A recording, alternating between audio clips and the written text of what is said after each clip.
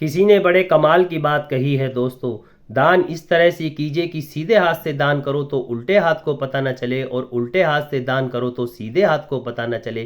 क्योंकि आप कितना भी दान कीजिए और कितना भी दिखावा कीजिए, भगवान सब कुछ देख रहे होते हैं। नमस्कार दोस्तों, मैं आपका दोस्त जितेंद्र कुमार आज आपके लिए एक छोटी सी कहानी लेकर आया हूँ। तो चलिए कहानी को प्रारंभ करते हैं। एक बार दो राहगीर जा रहे होते हैं, उन्हें रास्ते में रात हो जाती है। तो वो सोचते हैं पास में एक मंदिर होता है, क्यों ना आज रात इसी मंदिर में गुजार ली जाए। वो मंदिर के अंदर जाते हैं, सामान रखते हैं और आराम करने लगते हैं। जब उनका खाने का समय होता है, वो अपना अपना खाना खोलते हैं। तो पहले राहगीर के पास 3 रोटी होती हैं और दूसरे राहगीर के पास 5 रोटी होती हैं। वो आपस में फैसला करते हैं कि हम आपस में 4-4 रोटी मिलकर खा लेंगे। वो खाना प्रारंभ ही करने वाले होते हैं कि तभी एक तीसरा राहगीर आता है और कहता है, दोस्तों मुझे भी आज रात यहीं रुकना है, सुबह के समय निकलना है, लेकिन मेरे पास खाने के लिए कुछ भी नहीं है। क्या तुम अपने खाने में से मुझे कुछ खाना दे सकते हो? वो कहते हैं, हाँ क्यों नहीं, बैठो। अब आदमी तो हो गए थे 3 और रोटियां उनके पास 8 ही थी। वो सोचते हैं कि किस तरह से रोटियां बटेंगी।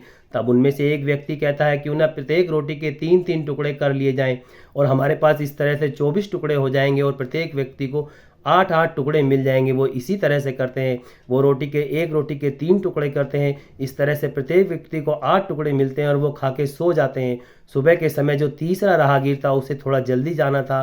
वो उनके पास आता और कहता, दोस्तों मैं तो निकल रहा हूँ, मुझे थोड़ा जल्दी जाना है, लेकिन मैं आपका एहसान उतारना चाहता हूँ। आपने मेरी खाने के लिए इतनी मदद करी, मैं आपको 8 सोने की मुद्रा देकर जाना चाहता हूँ।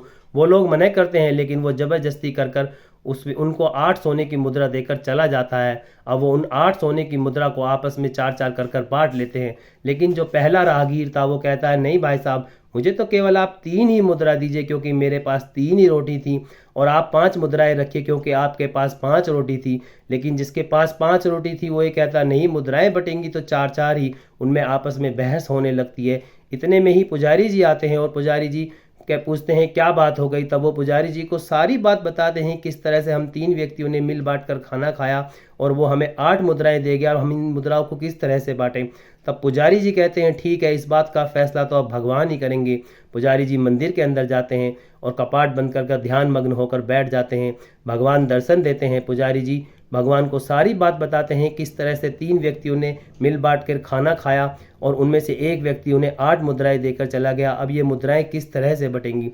तब भगवान कहते हैं, जिस व्यक्ति के पास 3 रोटी थी उसे केवल 1 मुद्रा मिलेगी, और जिस व्यक्ति के पास 5 रोटी थी उसे 7 मुद्राएं मिलेंगी।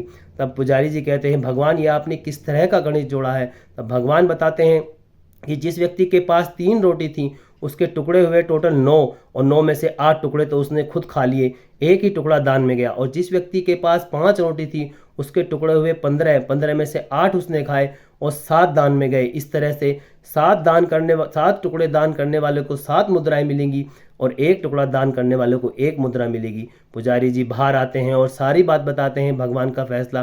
तब वो दोनों सहमति देते हुए अपना अपना हिस्सा लेकर चले जाते हैं। तो दोस्तों इस कहानी का सार ये है कि आप किस तरह से दान करते हो, कितना दान करते हो, भगवान सब देख रहा होता है। आप जिस तरह का दान करोगे उसी तरह का फल मिलेगा। कुछ लोग आज के समय में दान कम करते हैं और दिखावा ज़्यादा करते हैं, लेकिन ऐसा आप कुछ भी कर लीजिए, आप चाहे गुप्त दान कीजिए, भगवान सब कुछ देख रहा होता है, आपको उसी तरह से फल मिलेगा। यदि कहानी आपको अच्छी लगी हो तो वीडियो को शेयर करें, लाइक करें और हमारे चैनल को सब्सक्राइब करें। और दोस्तों एक बात और, यदि आपको कहानी का गणित समझ में ना आया हो तो कहानी को दोबारा रिपीट करके गणित समझने की कोशिश करें। धन्यवाद।